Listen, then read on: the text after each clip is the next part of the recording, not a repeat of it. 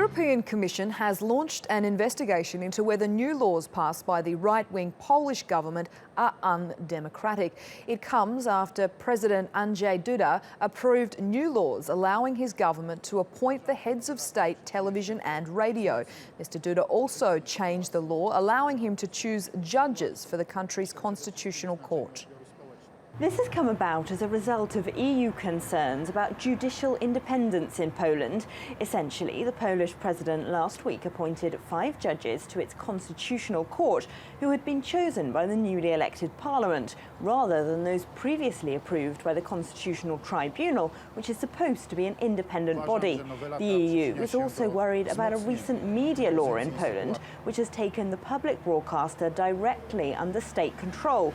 So all the journalists there were sacked last week, and they're set to be replaced by government appointees as soon as the new law takes place. Now, this move has already led to some fairly heated rhetoric on the part of Poland. Last week, the EU sent 2 strongly worded letters to the Polish government asking it to explain its behaviour, and Poland responded with harsh criticism. The Justice Minister even said the EU's move reminded him of Nazi Germany. So the EU has now started this investigation procedure, which could in theory lead to sanctions. Poland could lose some of its voting rights on European bodies, and the European Broadcasting Union has even said it could get kicked out of the Eurovision Song Contest. But there's lots of reasons to assume that this may not happen.